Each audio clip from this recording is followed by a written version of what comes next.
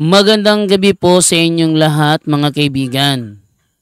Alam po natin na likas sa mga Pilipino ang pagiging paladasal at laging tumatawag sa Panginoon lalo na sa mga oras ng sakuna. Paano kaya kung biglang mangyari na sa halip na Diyos ang tawagin, demonyo ang lumitaw? Isang karanasan ng isang albularyo ang ating itatampok ngayong gabi sa inyo. Kung saan kanya ibinahagi na minsan sa kanyang buhay ay tumawag siya sa Panginoon pero nakapagtataka kung bakit demonyo ang lumitaw. Ating panoorin kung ano ang nangyari sa interview sa kanya ni Father Darwin.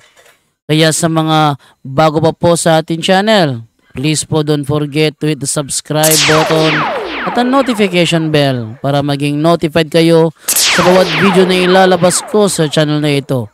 Kaya huwag na po natin patagalin. Simulan na po natin.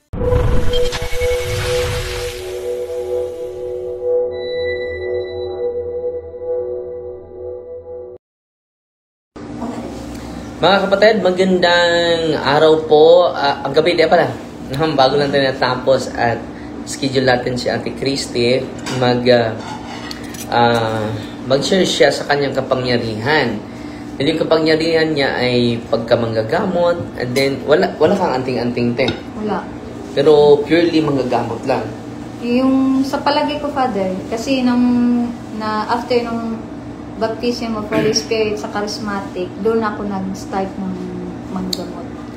But yung elementary ako, mga minor lang, yung mga lagnat ng mga classmate ko. Pinagaling mo? Opo, pinagaling ko. Pero hindi ako convincing that time. Kasi hindi ako convinced na talagang ako bang nagpagaling. Parang ganun. Pero after nung... Pero yung yung lulo mo ay manggagamot, di ba? Yung lulo sa lulo mo? Opo. Yung great grandfather ko, tatay ng lula ko. Siya yung manggagamot. So ano yung mga magamot niya? Maalala mo pa ba? Ang sabi sa akin ng mga auntie ko na kahit anong kasing sakit daw, Father, nagamot niya. Kasi may ibibigay siyang mga habak.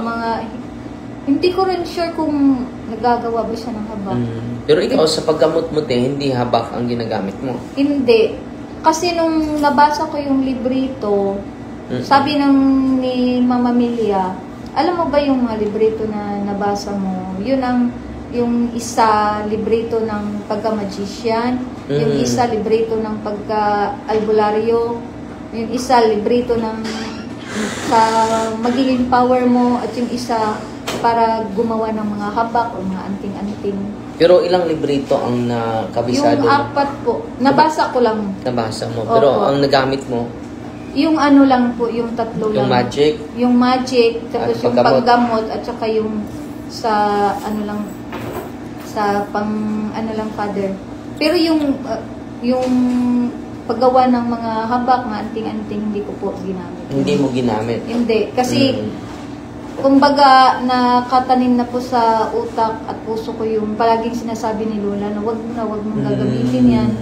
Kasi, alam mo masama. Si Lulu mo na magician, marami siyang amulets, mga habak? Siguro, hindi na rin maaalala ng mga auntie ko, Father. That time. Kasi, focus sila sa magic ni Lolo. So, ang focus ni Lolo mo ay magic. Opo. Pero yung yung mga... Yung great-grandfather mo, siya yung manggamot. Siya po yung manggamot. Pero ano ba yung marami ka na bang nagamot? Marami na po, Father. Mostly na ko yung paging albularyo ko dun sa ibang bansa. Kasi pag nakita ko yung isang tao sa mata, mafe-feel ko agad kung anong sakit niya. Mafe-feel mo? Opo, mafe-feel ko. Tapos sasabihin ko na lang sa kanya, may nararamdaman ka, yung kidney mo. Kasi mafe-feel ko yung kung saang part ng katawan ko, dun din yung na-feel nilang sakit. So kung magpa-check up sa doktor?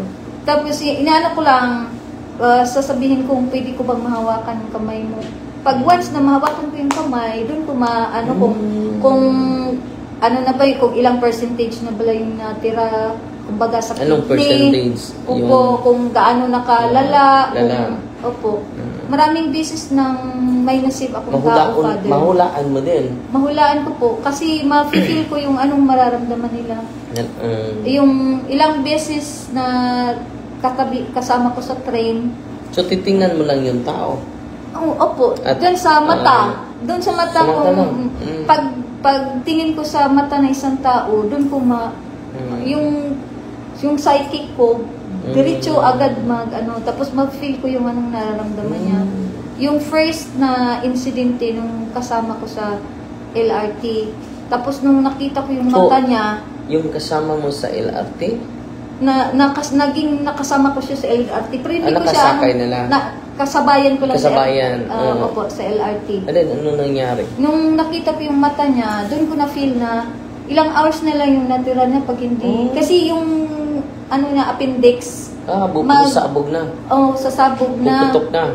Opo, tapos nung hinawakan ko yung niya, sabi ko. Babae ito?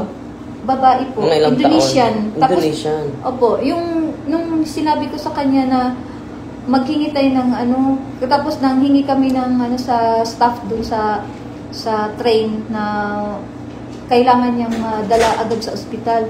Kasi yung nag-uumpisa na siyang magpawis, tapos nag-uumpisa sumakit nilipit yung sakit ng nag-start na bloated na yung niya. So, nilapitan mo? Nung nag-start na yung feel niyang sakit, nahawakan ko na yung kamay niya. Kasi nung nakita ko yung mata niya, na feel ko yung yung appendix ko. So, sabi ko, there's something in you. I feel that you have pain here, this side, and then your tummy become bloated. Tamo lang siya ng tamo. Tapos nakikita ko yung niya. We need to rush in the hospital. Yun ang sinabi. Tinakbo namin. Yung sabi ng doktor, kung hindi ka nadala agad. Dahil puputok yung Puputok na yung niya. Puputok yung appendix niya po. Grabe, no? Opo. Tapos, ilang beses ko pang yung mga, kasi nagpipiti ako, Father. Tuwing nahawakan ko yung mga pasyente. Nagpiti ka? Opo. Physical therapist? Physical therapist po. Yung nerves and veins po ang inaano ko. Tapos mahawakan ko sila, sasabihin nila na there's a big force that comes out in my body. Yun ang palaging sinasabi nila. Ma-Pilipina man, ma-Chinese. So, may lumabas sa katawan mo? Hindi, sa katawan nila. Yun ang sinasabi nila. Kahit yung mga Pilipina, mapiti ko lang. Isang stroke lang ng kamay ko, Father. Parang ginaganon ko lang. So, gagaan yung nila? Opo. Pakiramdam? Opo. Tapos yung Father, yung mga may nabarang. Kaya mo yun pagalingin? Opo, napagaling ko. Ilang beses nang may nabarang. Tapos yung may nagayuma, na ko na din po. Ilang beses na rin. Ang ginagawa ko lang dun sa ginagayuma, sasabihin ko dun sa biktima na mag-send ka ng picture dun sa lalaking nanggayuma sa'yo. Tapos, yung picture niya, yung dalawang cellphone ko, itabi ko lang yun. Hahayaan ko lang dyan sa bed. Tapos, nagtatrabaho na ako. Yung utak ko lang ang wala naman ako. Pero, pag Father, kasi, naging ako sa charismatic, member ako sa healing ministry. Tapos yung yun ang akala ko na yung panggamot ko galing sa Espiritu Santo. Kasi hindi ako nagagamot kung hindi ako makapag-grocery, pag hindi ako napagsimba. Yun ang kaya nga na ko sa isip ko na hindi masama yung ginagawa ko. Opo. Na ito ay sa Panginoon. Itong healing ko. Opo. Yun ang ko. Ano yung gagamitin mo sa may example, may sakit, and then lalapit sa'yo for healing? Ano ginagawa mo? Lang, Father, maghingi lang ako ng holy water dun sa simbahan. Holy water din, ha? Opo. Yun ang ginagamit kong, tapos inaano ko, mag-sign of the cross muna ako, tapos magdadasal ako ng 3 Our Father, 3 Hail Mary, 3 Glory Be, bago ko anuhin yung tao. Tapos, i-rub ko lang yung holy water kung saang part yung gusto niyang ipahilot, yung ganun. Tapos yung sa ano naman, yung sa dayuma naman, yung picture lang ng dayuma at yung biktima. Itabi ko lang yung dalawang cellphone. Tapos sahayaan ko lang yun siya. So, yung dalawang cellphone? Yung dalawang cellphone lang. Inaano ko tapos... Sino yung isang cellphone?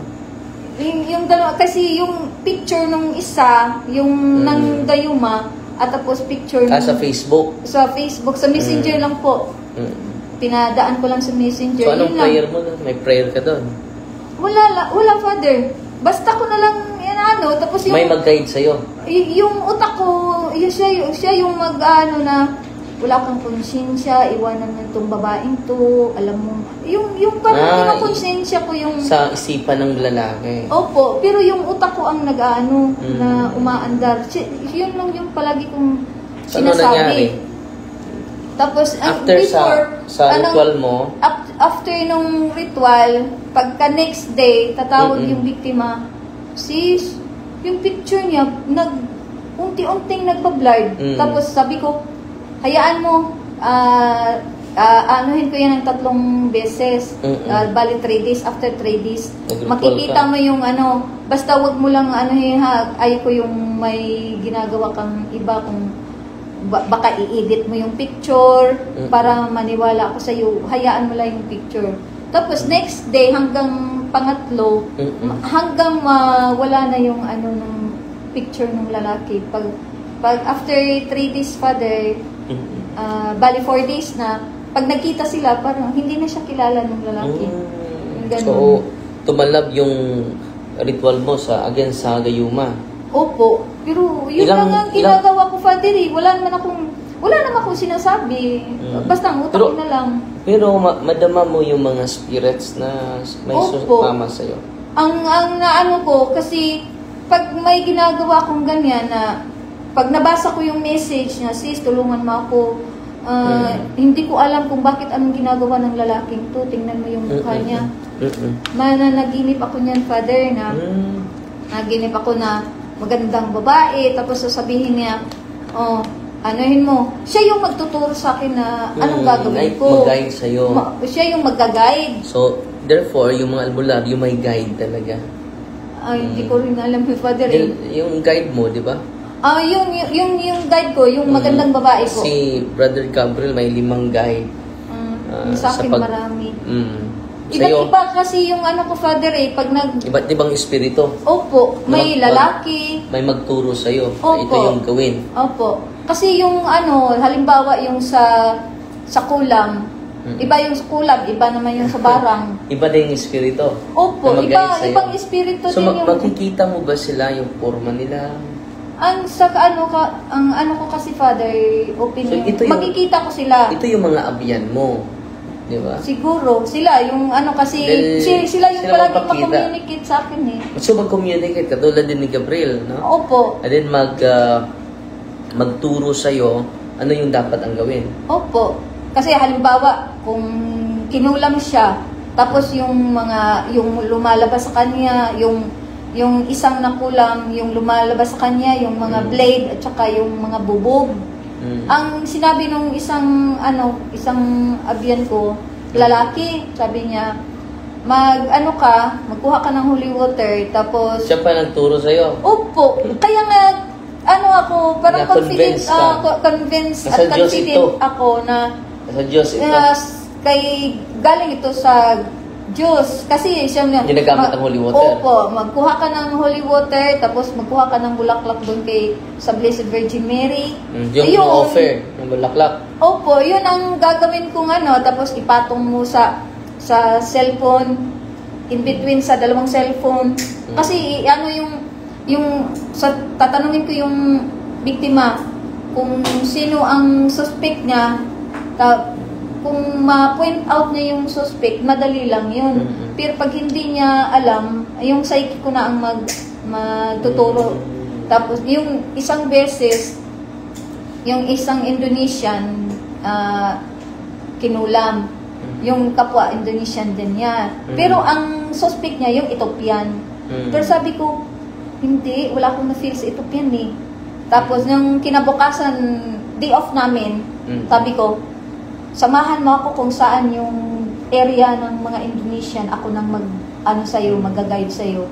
Tapos nung pumupunta na kami doon sa area ng mga Indonesian, kung saan magtatagpo lahat ng mga Indonesian, doon ko iniisa-isa kong titingnan yun. Sabi ko sa kanya, pag may nakita kang parang na kumakati yung katawan, siya yung suspect. Sabi ko ganun sa kanya. Tapos, so, yun po ay ano na ng mga abyan mo? Opo. Kasi yung ang ano ko, yung ma-figure out ko yung mga mukha. Magsasabi yung babae, yung magandang babae magsasabi na, hindi yan, dito ka, ano ka pa, lingon ka pa. Tapos yung lalaki, dyan, pag lumingon yan, tingnan mo sa mata. Eh di hinihintay kong lumingon. Pag lingon, doon na nakita ko yung mata niya, doon na siya nag-ano. Hanggang parang nag-ano yung parang napaso ng mantika yung mga balat ni Father. Ilang minutes lang yun. Bigla siya nangangati, tapos namumula. Yun, sabi ko, siya yung nag-ano sa'yo, nagkulam sa'yo.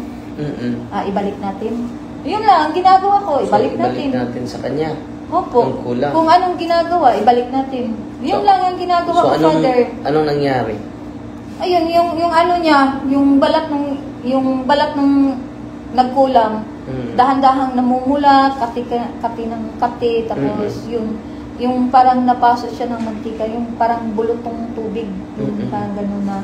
So, yung lumapit sa'yo, na ano na siya? Na dahan-dahan lang, opo, dahan-dahan. Pero yung nagkulam, na-suspect ninyo na nagkulam, siya yung nag-ano. Kasi yun ang ginagawa niya. Pero hindi lumapit sa'yo?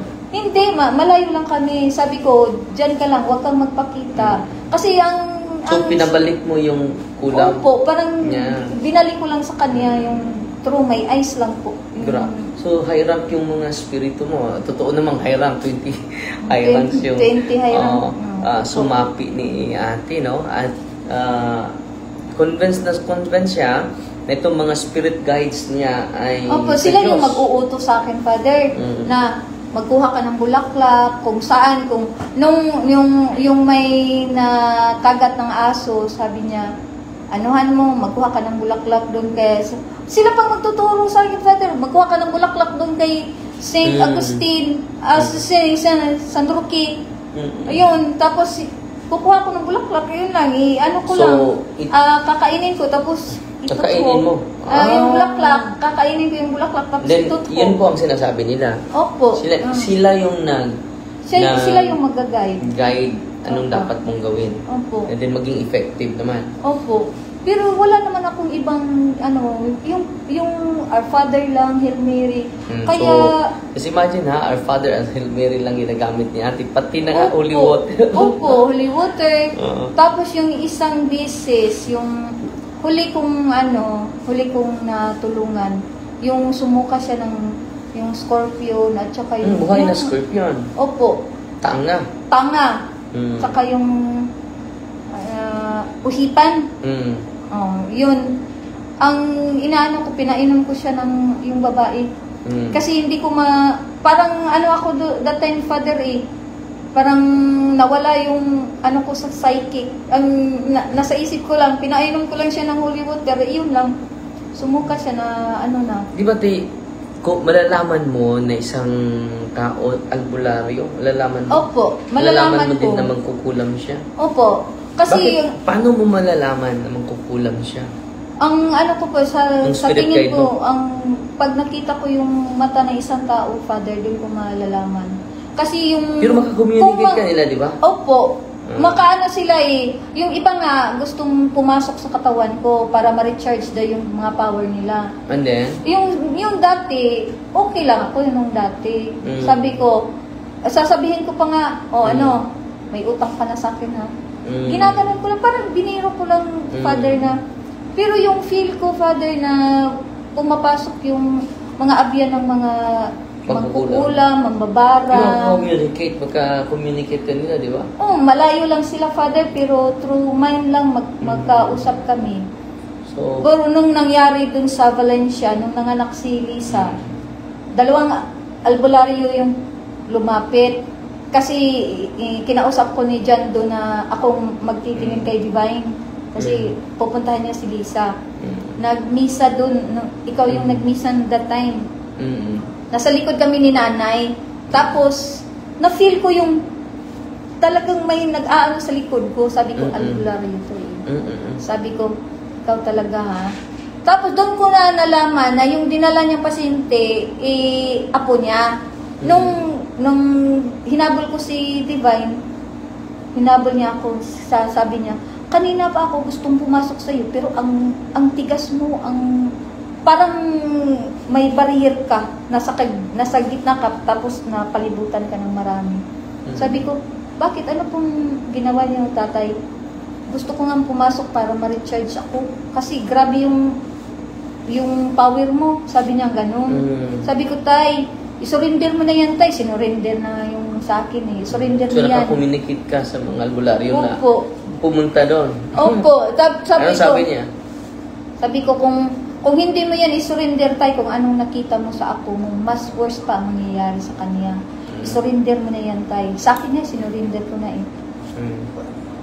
Paano mo na surrender? Bakit ang lakas-lakas mo pa? Hindi pa ako totally na liberate. Kaya wag mong piliting pumasok. Tapos yung isang albularyo na doon sa tindahan nakaupo, sabi niya, kanina pa so, kahit hindi kayo hindi kami magkakilala, Father. Nagkalapit. Opo. Malayo lang. Opo. Tapos so, yung through the isa, mind, nag-communicate kayo? Opo. Tapos yung isang albularyo, tumayo siya, sabi niya, hindi kita makita. Sabi ko, bakit? Pero nagtitinginan lang kami sa mata, Father. Magtitinginan lang kami sa mata. So, nag-uusap na kayo dyan? Opo. Tapos, sabi ko, kasi takot din ako that time eh. Kasi, ang palagi niyo yung sinasabi, umiwas ako sa mga albularyo. Psychic. Opo, kasi para hindi ma-active, para hindi ma-active ulit. Tapos yung tumayo siya, sabi niya na ang nasilaw daw. Ang sobrang liwanag, masakit daw yung mata niya, hindi daw niya ako makita. Ikaw hindi niya makita? Hindi niya ako makita kasi sobrang liwanag daw. Sabi niya ganun. Tapos nung nagsabay silang dalawa na, sabi nila, pwede bang i-deposit namin yung power namin sa iyo? Sabi ko, ano kala niyo sa akin? Bangko? Sabi ko, i-surrender niyo yan. Kasi sabi ko, tinuro ko yung nasa tindahan. Alam ko kung anong mangyayari sa iyo. I-surrender mo na yan habang maaga pa. Kasi yan surrender sila? Hindi ko rin, Father eh. Kasi umikot ako dun sa likod, nagtago na ako kasi ginugulo ako. Pero ngayon, hindi ka na makakommunicate? Hindi na po. Hindi ko nga na, Father eh. Kanina si Christy? Yung yung binigay ng auntie ko, kung open pa sana yung psyche ko, nung si auntie, nasa baba pa. Doon na-open? Opo. Kasi kung ko pa yun, kung alam kong anting-anting pala yung binigay ni auntie, hindi ko yung tatanggapin. So, yun patunay na close na. Opo. So, dito, makikita natin mga kapatid, si ate, mga ninuno niya ay mga okultista, albularyo. Dito po ay nasunod sa kanya, no? So, pwede siyang makapagaling sa mga gayuma, pwede siya makagaling sa barang kulam, no? Pwede niya ipasok, ipabalik sa mga tao na gumagawa nito. Opo. And then, may spirit guide talaga. Opo. Sila yung nagsasabi. Pero mga ilan yung mga spirit guide mo, te? Mga 20, yung ganun. Kasi iba't iba ang kaso ng mga taong so, iba't iba din yung mga espiritu. Opo. So, akala mo mga good spirit ito? Opo. Nung una po, Father, before ako pumunta sa iyo, kaya nga... Pero sa unang pagpunta mo dito, anong naramdaman mo?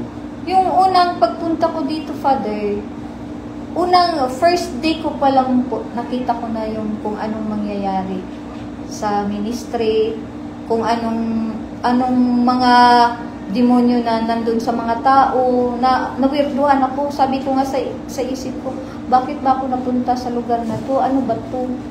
Mas umiwas nga ako sa sarili kong Tapos, napunta ako dito sa sobrang dami.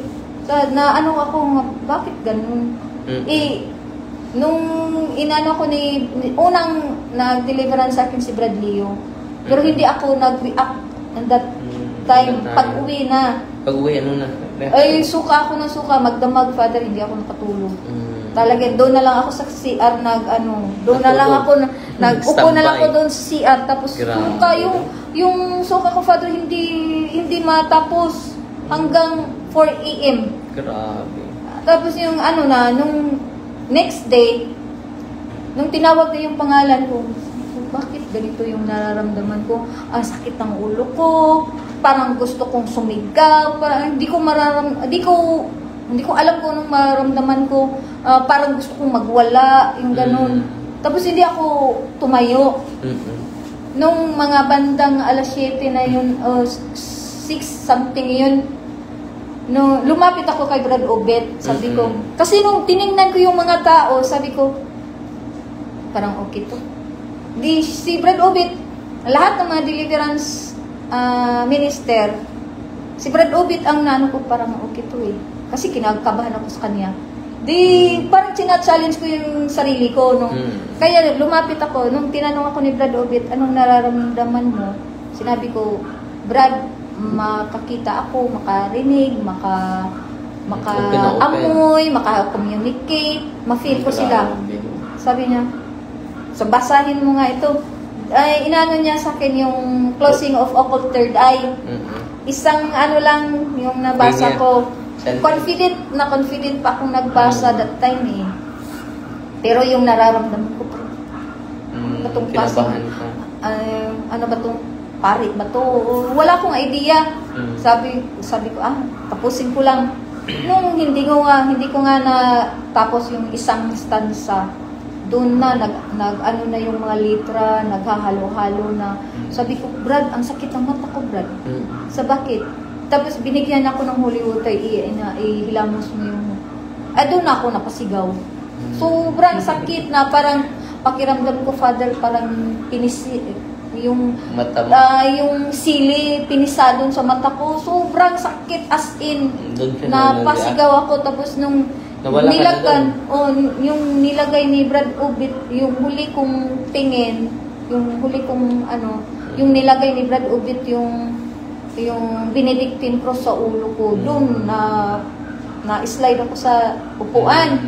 Tapos yung nagkagulo na, tapos lumapit ka that time, na nung pag mo sa akin, sabi ko, napasigaw ako, bakit ang sakit mo, bakit ang bigat mo, ganun yung kamay.